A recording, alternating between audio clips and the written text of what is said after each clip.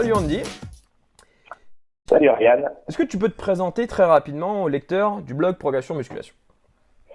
Alors, je m'appelle Andy Poiron. Je suis coach sportif maintenant depuis une quinzaine d'années. Ça fait 15 ans un petit peu que je travaille dans le domaine du business.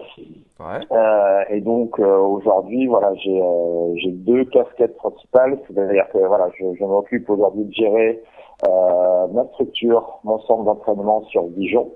Ouais. Et ma deuxième casquette, c'est de la formation, c'est du consulting et c'est faire du coaching en fait pour les coachs sportifs. D'accord. Et dans les deux, il y en a une qui est en priorité ou ton activité principale, on va dire aujourd'hui, ou c'est un mélange des deux? C'est aujourd'hui, ça représente, on va dire 75% pour mon activité sportive, coach sportif, parce que je développe, on aura peut-être l'occasion d'en discuter, je développe beaucoup mon entreprise. Et on va dire 25% la formation, mais je pense arriver là dans les 3 prochains mois du 50-50. D'accord. Alors, Voilà. est-ce que tu peux revenir très rapidement sur du coup ton parcours professionnel, enfin en résumé, hein, tes 15 ans de coach Ouais. Donc, alors j'ai démarré parce que voilà, je suis français, donc j'ai démarré en fait un brevet d'état des métiers de la forme qui Ouais. n'existe plus et qui a été transformé par un brevet professionnel. Donc ça m'a permis effectivement de commencer à me lancer dans le monde du fitness, de découvrir un petit peu l'industrie du fitness, notamment via les clubs de fitness, les salles de sport.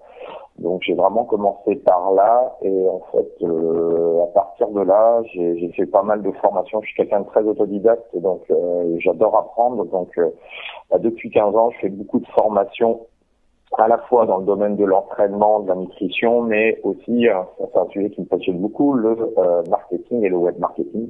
Et je sais que toi aussi tu es un petit peu dans ce cas-là. Donc ouais, aujourd'hui j'essaye d'apprendre tout ce qui m'intéresse. J'essaye voilà de me réserver du temps chaque semaine pour mon apprentissage personnel.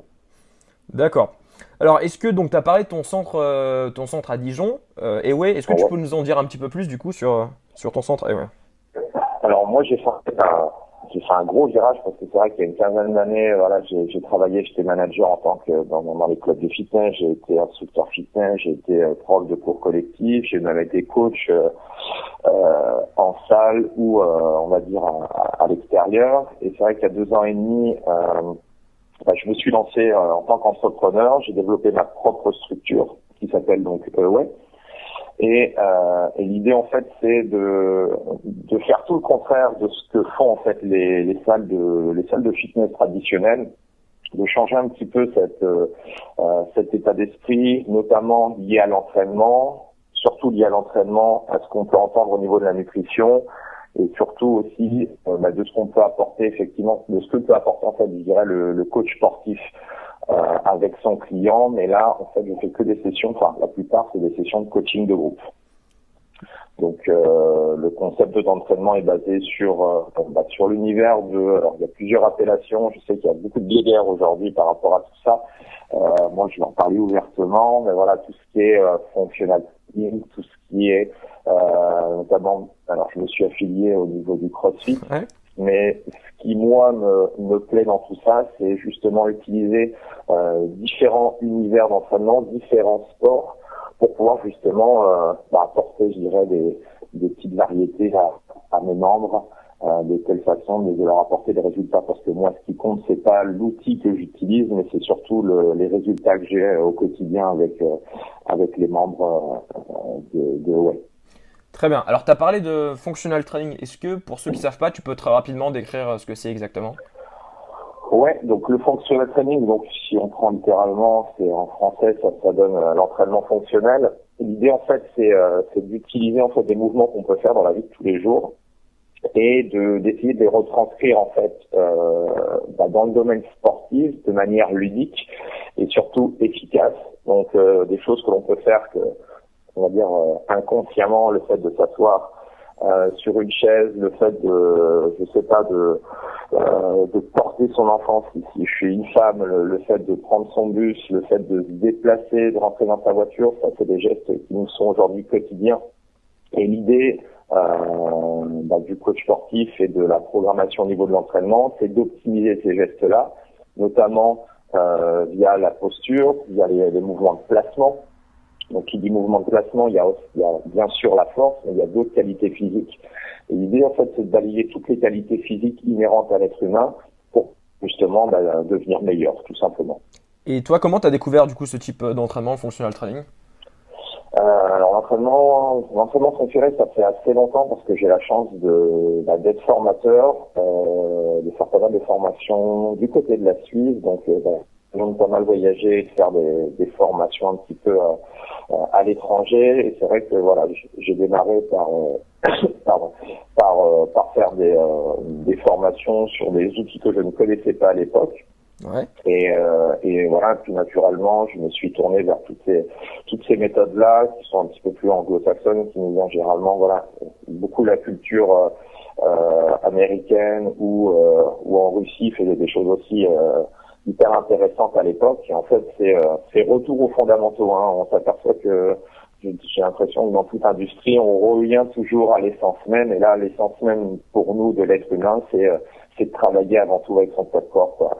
Donc c'est vrai que c'est un petit peu, enfin, c'est à l'opposé de ce qu'aujourd'hui la plupart on va dire, du fitness propose. C'est-à-dire le club de fitness est basé sur des machines, sur des appareils cardio, alors que là aujourd'hui c'est plus d'abord une connaissance de soi. Ouais. Et puis ensuite, voilà, on peut faire des choses très amusantes et surtout très efficaces, quoi. Parce que la plupart, on va dire 80-90% du temps, ça se trouve, les gens sont assis sur une chaise, et le soir à 18h, quand ils finissent leur journée de 7 à 8 heures sur une chaise, ils vont en salle de fitness et on les met sur un vélo où ils s'assoient encore, ou sur une machine. Et c'est vrai que c'est toujours, ça m'a toujours paru effectivement bizarre. Et donc aujourd'hui, je fais quelque chose de complètement différent. Du coup, j'allais y venir, c'était plus ou moins la question suivante. En gros, c'était quelle est la différence principale ou fondamentale avec la musculation traditionnelle en fait?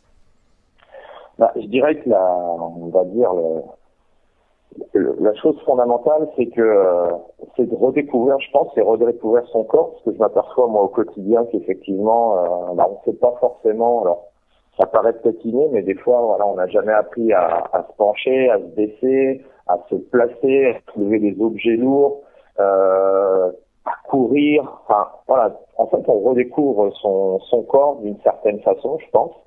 Et puis après, l'idée c'est de l'agrémenter parce que voilà, il n'y a pas que du travail poids de corps. C'est intéressant au début, surtout en termes de placement et d'optimisation en fait des mouvements, mais après on peut rajouter, voilà. Après, je dirais c'est le coach qui va décider effectivement de la direction à prendre par rapport à la session. Mais aujourd'hui, il y a plein de petits outils sympas qu'on peut utiliser pour optimiser le travail, pour se sentir en bonne santé. Et moi, comme je suis axé transformation physique et perte de poids, voilà, moi j'y ai trouvé vraiment mon compte par rapport à tout ça. Et justement, est-ce que dans ton centre ouais, tu utilises quand même des éléments entre guillemets tu fais un mélange des deux, tu utilises un petit peu de la musculation traditionnelle ou c'est vraiment orienté, on va dire, entraînement fonctionnel? Alors non, j'ai pas supprimé tout ce que j'avais appris il y a 15 ans, bien au contraire. Il y a des choses effectivement qui sont importantes dans la musculation traditionnelle, notamment le travail de force. C'est vrai que même chose, surtout pour le regard des femmes, on a au niveau de la musculation, c'est toujours voilà, je vais prendre trop de muscles ou je vais me faire mal et tout. Donc moi, la composante force est essentielle pour moi. Donc il y a dans certaines programmations d'entraînement, on a des périodes effectivement où on va travailler un petit peu plus sur la force, mais je dirais que sur l'entraînement lui-même, je vais toujours rajouter des choses où on va permettre au corps de bouger, de se déplacer. On va pas avoir que du travail toujours statique, quoi. D'accord. Alors, tu as parlé tout à l'heure de CrossFit aussi, parce que je sais que ta salle, elle est dispo, elle est, on va dire, la logo aussi CrossFit. Est-ce que tu peux parler brièvement s'il y a une différence entre du coup le CrossFit et l'entraînement fonctionnel? Alors, disons que déjà de un, le CrossFit c'est une marque déposée qui vient des États-Unis et le CrossFit c'est en fait l'utilisation des trois sports que sont l'haltérophilie, l'athlétisme et la gymnastique. Et c'est vrai que Greg Glassman, le concepteur du CrossFit, vraiment le côté vraiment sympa, je trouve vraiment, c'est qu'il a mis en évidence ces trois sports qui sont complètement différents. Et en fait, il les a mélangés dans ces séances d'entraînement pour donner vraiment des séances d'entraînement très intenses et très efficaces, dans le but aussi justement d'avoir des résultats. Je dirais que le functional training, utilise des choses liées au CrossFit. Enfin, c'est plutôt le CrossFit qui utilise, parce que je dirais que l'entraînement fonctionnel, on en fait tout le temps. Je dirais que quand on est dans la rue ou quand on est avec son sac de course, voilà, pour moi, c'est de l'entraînement, en fait, poids de corps avec charge additionnelle. Donc, je dirais que quand on fait du CrossFit, on fait du functional training. D'accord. Alors, est-ce que tu peux nous parler d'une séance, on va dire type, même s'il n'y a pas de séance type, ou comment peut se dérouler une séance du coup dans ton centre AOE avec tes adhérents? Ouais. Alors moi, les séances, elles sont assez. Il y a des schémas de travail. Je dirais comme toute séance, c'est-à-dire que je démarre par une partie échauffement, mais ce que je vais mettre en évidence ici, ça va être notamment le travail de mobilité, le travail de souplesse, et de surtout préparer le corps à l'effort, notamment à travers des exercices qui se font généralement de poids de corps. Donc cette première partie est vraiment essentielle, à ne surtout pas négliger pour être justement performant ensuite sur le reste de la session. Donc une fois qu'on a fait 10-15 minutes de travail de mobilité articulaire et d'échauffement dynamique, généralement on passe sur une partie technique, qui est moi l'élément fondamental, je dirais, de mes sessions d'entraînement, c'est justement d'apporter des choses importantes aux gens, les éduquer par rapport à la technique, au placement. Donc après ça dépend des sessions, mais on va dire pendant 10-15 minutes, on va travailler la technique sur un mouvement spécifique ou sur plusieurs exercices qui nécessitent de s'entraîner en termes de placement et tout. Ouais. Et sur, on va dire, la deuxième partie, là, on rentre vraiment dans l'entraînement. Alors après, c'est hyper varié en termes d'entraînement. Ça peut être sous forme de circuit, ça peut être en équipe, ça peut être à deux, ça peut être un travail de force, comme un travail de puissance, comme un travail cardio.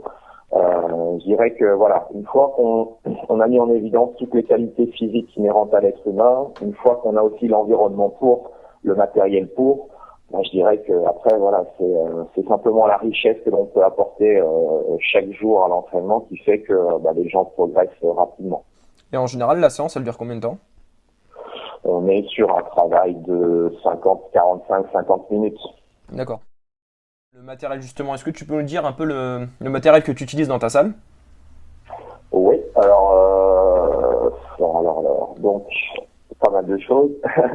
Déjà notre poids de corps, et puis ensuite, alors si je parle du travail, tout ce qui est musculation, force, on a des barres, tout ce qui est barres traditionnelles, poids. Un outil que moi j'aime particulièrement, c'est les kettlebells, c'est les petites cloches qui nous viennent de Russie, ouais, qui sont très intéressantes par rapport à ce travail à la fois de renforcement des muscles profonds et ce travail d'explosivité, travail de puissance. On utilise des sangles. Alors la marque qui est la plus connue, c'est les TRX, donc ouais, c'est des sangles de suspension. On a du travail d'élastique, on a des haltères. Qu'est-ce qu'on a? On a des gros ballons, des slam balls, donc ça c'est aussi des petits ballons qui rebondissent pas. On a des Swiss balls, donc ça c'est pour travailler le gainage. On utilise des anneaux de temps en temps pour certaines personnes. Qu'est-ce qu'on a d'autre? On a plein de petits exercices aussi de proprioception pour travailler l'équilibre, la stabilité. Voilà. J'ai vu que tu avais un chariot aussi. Comment? Un chariot aussi, j'avais cru comprendre qu'il y avait un chariot. Oui, j'ai quelques chariots aussi pour faire du travail à l'extérieur, parce que j'ai la chance au niveau de mon centre d'entraînement de pouvoir utiliser l'extérieur. Donc ouais, on s'amuse avec des chariots, exactement. Ça marche. Alors revenons maintenant un peu plus sur toi, ton entraînement. En général, tu arrives à t'entraîner à peu près combien de fois par semaine? Alors moi, depuis que j'ai découvert les joies de l'entrepreneuriat, c'est vrai que alors là aujourd'hui, je m'entraîne un peu plus qu'au début, parce que pour le lancement c'était un petit peu plus compliqué. J'essaye de m'astreindre à m'entraîner minimum 3 fois par semaine. Ouais. Par contre, c'est plus du tout comme comme avant ou à l'époque quand on m'avait dit en formation qu'il fallait s'entraîner longtemps pour prendre des résultats. Aujourd'hui, voilà, mes sessions d'entraînement dépassent pas 1 heure de travail. Et en fait, bah, soit je teste généralement mes sessions que je vais proposer à mes athlètes, à mes membres, ou soit effectivement je travaille. Bah, il y a des fois, voilà, j'ai envie de travailler sur voilà, des choses que j'aime bien, donc je travaille certains exercices ou certaines qualités physiques. Et tu penses que c'est dépassé de s'entraîner plus d'1 heure maintenant de nos jours Dépasser, je sais pas, moi, les différentes études que j'avais vues au niveau, surtout au niveau du système hormonal, parce que c'est vraiment ça à comprendre, c'est que c'est vraiment au niveau du système hormonal que ça joue. Moi, pour l'avoir testé sur moi et pour l'avoir testé sur certaines personnes, on a plus de résultats effectivement en se concentrant sur la qualité que sur la quantité. Après, je ne parle pas ici du sportif de haut niveau qui forcément a un objectif autre que je dirais que monsieur et madame tout le monde. Alors, on est gagnant dans l'histoire, moins de temps pour s'entraîner et de meilleurs résultats finalement.